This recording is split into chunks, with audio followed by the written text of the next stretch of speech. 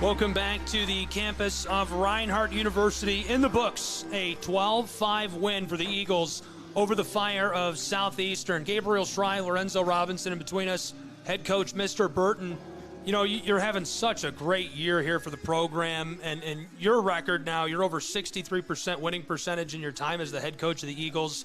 This is the first time ever this program in its existence has toppled the #1 team in the nation in a series. How does that feel? Well, words don't really describe how it feels. I mean, we have worked tirelessly, not just this week, but all year, to start believing that we can win these type of games and these series. And you know, it kind of started for us when we beat Tennessee Wesleyan here for 3, and you know, then we kind of fed off that with some belief. But it started with our early season schedule too, with Shreveport, Cumberland's, Tabor, all those teams, Taylor, that we played early to prepare us. You don't beat teams like that if you don't play a good schedule. And we've had to take some lumps, but it's well worth the lumps now. So Southeastern, you know, in the first game, you come out, you're ahead, it's going well, things are rolling for the Eagles, and they just come uncorked, a dozen straight unanswered runs.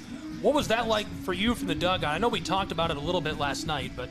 You know, as a coach, it's a difficult spot because, you know, you've got a pretty good arm in Brett Allen to bring in, but you can't do it too early. If you do it too early and you don't get the win, then you spin yourself for game 2. And, you know, when you get behind like that in game 1, you know, you kind of have to regroup early. You just have to, you hate to say this as a coach, but in the 7th inning, I'm already thinking about game 2. And that's the only way to approach it because you're not going to score more than 5 runs on that bullpen when they've had the lead. So you've got to be smart about when you use your guys as well. That makes sense to me. Talk to me about game 2. What were the emotions like? You know, obviously it was really close the whole way through, just a couple of runs scored in that one.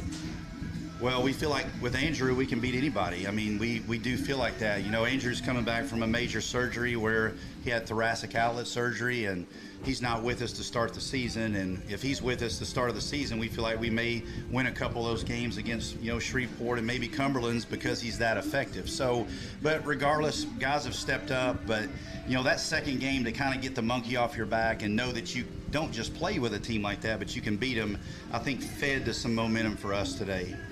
And that was kind of a point that I was making earlier, but I just want to get your perspective.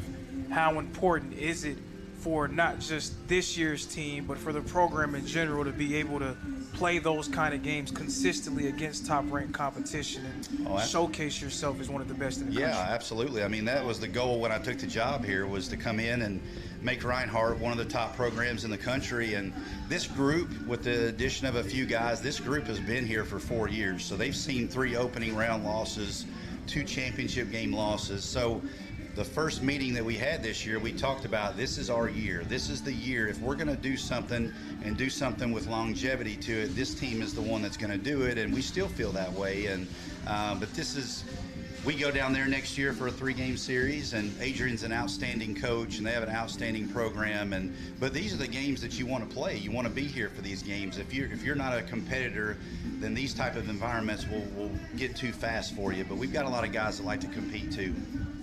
Absolutely. And just wanted to shift gears a little bit. And how difficult is it? You're in the midst of your conference schedule to be able to play against the #1 ranked team in the country while dealing with your conference foes during this time. Yeah, tough. I mean, and next week, getting them back down to earth is the first priority. You know, obviously Easter Sunday tomorrow, and then when we get back together on Monday, I mean, as a coach, you're already looking at Middle Georgia, you're already looking at Johnson. I mean, if we want this weekend to mean something, you've got to take care of business next week, because our first goal is to win this conference, and we haven't done that ever here, and that's been a goal every year. And we don't want to waste an opportunity when you sweep a Tennessee Wesleyan and you win 2 against Milligan. You don't want to miss an opportunity, because every year Tennessee Wesleyan's not to be had, and this year we were able to get them, so we need to make sure that counts. This third game, just every play, it felt like storybook scripted, right? Turned the double towards the end. We talked about that. Tell me what your top couple of plays were from this game and why.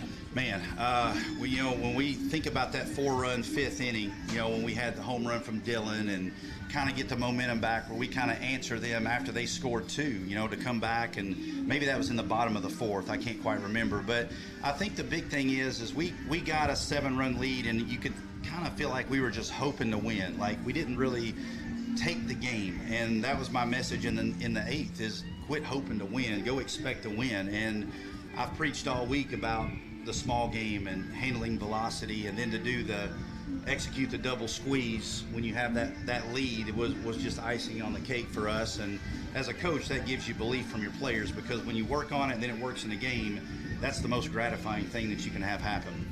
So we talked about the goals to win the conference, right? I know you're looking towards next week. Yeah. Tell me about the rest of this season. What's your vision, especially after this historic win? Well, hey, let's push to host. Let's have a opening round here. This place is beautiful. The atmosphere, the people here.